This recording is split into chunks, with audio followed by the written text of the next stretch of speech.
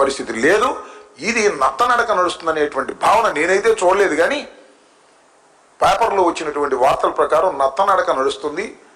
చివరికి irrigation secretary కూడా మీరు ఎందుకు డబ్బులు ఇంత తొందరగా ఖర్చు పెట్టలేదని అడిగేటువంటి పరిస్థితి వచ్చిందంటే దాన్ని బట్టి ఏ విధంగా జరుగుతుందో మీరు గమనిస్తూ ఉంటారు. అన్ని ఇరిగేషన్ ప్రాజెక్ట్స్ అంతే, అన్నీ కూడా ఇరిగేషన్ ప్రాజెక్ట్స్ మేము పూర్తి చేస్తూ ఉంటున్నారు. రాయలసీమ ఎత్తిపోతల పథకాన్ని మొత్తాన్ని క్లోజ్ చేసి పారేశారు.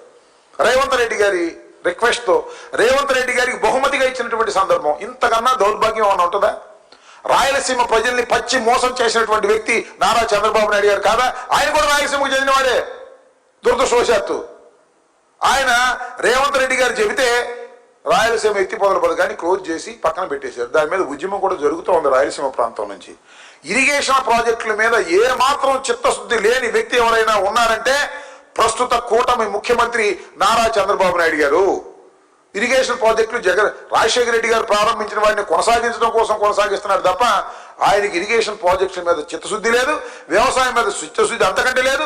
వ్యవసాయం మీద నిజంగా చిత్తశుద్ధి ఉంటే ఏమండి మద్దతు ధర కోసం అన్ని కొనాలి అవసరం లేదండి. నాకు అర్థం కాలేదు.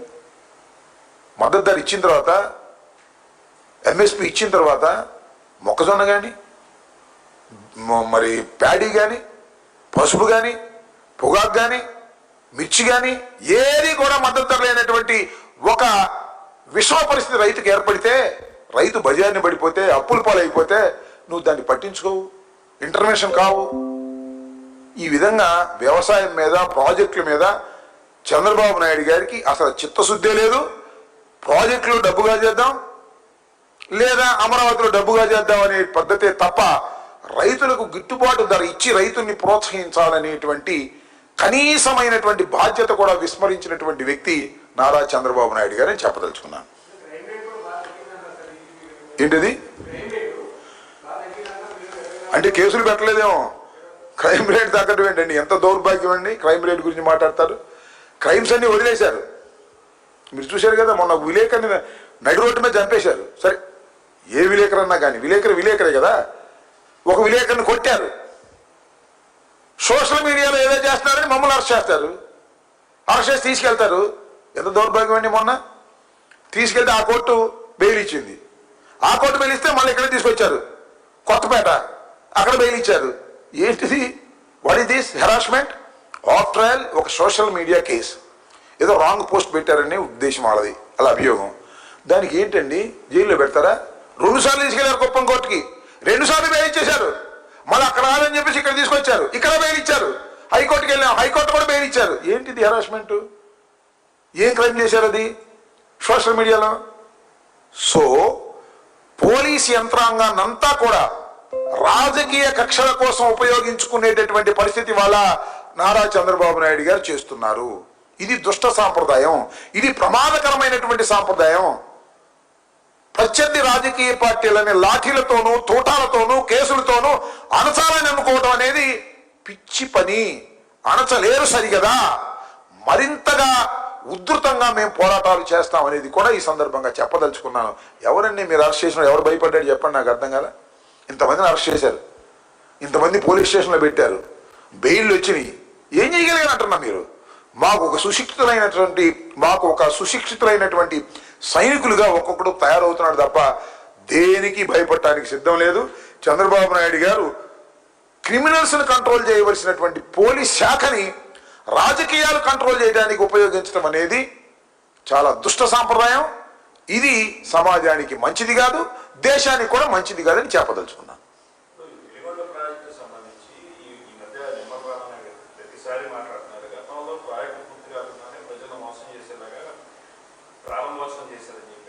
ఇప్పుడు మరి చేయమనండి.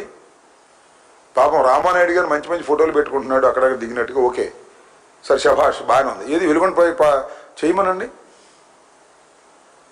పోలవరం చేయమనండి, పూర్తి చేసిన రోజున మాట్లాడమనండి. పూర్తి చేయొద్దని కాదు అనేది, చెయ్యాలి. అవి ఒక దశ దాటి వచ్చినాయి. వెలుగొండ కానీ పోలవరం కానీ మేము చాలా కార్యక్రమాలు చేశాం. రాజశేఖర రెడ్డి గారు ప్రారంభించినటువంటి ప్రాజెక్ట్స్ ఇవి. వీడికేమో వాళ్ళే నచ్చరు చేశామని చెప్పుకుంటున్నారు. ఒక్కటి ఇక్కడ గమనించాల్సిందంటే వాళ్ళకి ఈనాడు, ఆంధ్రజ్యోతి లేదా TV5 ఇంకోటి ఉండటం వల్ల అద్భుతంగా జరుగుతుందని వాళ్ళు ఫోకస్ చేస్తారు తప్ప బుష్ అక్కడ ఏమీ లేదు. వాళ్ళు ఫోకస్ చేసి చదువుతున్నాం మనం. చదివి నిజమేనని భ్రమిస్తూ ఉంటారు. 4 రోజులు పోతే అర్థమైంది అంతా ఫాల్స్ అని.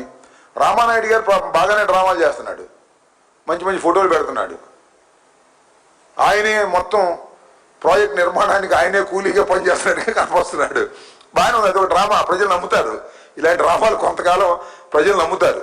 ఆయనే పళ్ళకి ఏది మట్టి ఎత్తుకున్నట్టు బాగుంటుంది డ్రామా, నేను కూడా చేయగలను. కానీ అది ఓవర్ యాక్షన్, అలాంటి ఓవర్ యాక్షన్ చేయకూడదు నా ఉద్దేశం. మంత్రులు లాంటి ఓవర్ యాక్షన్ చేయకూడదని నా అభిప్రాయం. ఆయన ఓవర్ యాక్షన్ చేయటం వల్ల బాగా ప్రచారం జరుగుతుంది. పచ్చ చొక్కా వేసుకుని తట్ట నెత్తిన పెట్టుకుని లేదా ఆ సొరంగంలోకి వెళ్తున్నట్టు ఇవన్నీ బాగానే ఉంటాయి మన డ్రామాలు చూసేవాళ్ళకి. ఈ డ్రామాలు చేయటం వల్ల ప్రాజెక్టులు పూర్తి అవ్వవు. ప్రాజెక్టులు పూర్తి అవ్వాలంటే చిత్తశుద్ధిగా పనిచేయాలి. పోలవరానికి డబ్బులు ఇస్తే ఆ డబ్బులు ఖర్చు పెట్టాలి, అప్పుడు జరుగుద్ది.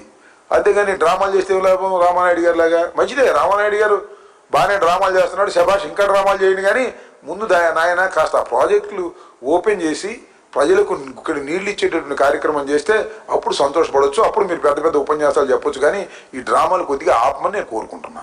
లేదు మా ఇష్టం అండి, మా ఈనాడు ఉంది, మా ఆంధ్రజ్యోతి ఉంది, మా TV5 ఉంది, మా ABN ఉంది, మా ఈటీవీ ఉంది, అన్నింటిలోనూ మా డ్రామాలన్నీ కూడా రోజు చక్కగా స్టోరీలు వేసుకుంటారంటే వేసుకోండి, మాకేం అభ్యంతరం. సోషల్ మీడియా కూడా ఉంది, వేసుకోండి మీ డ్రామాలన్నీ.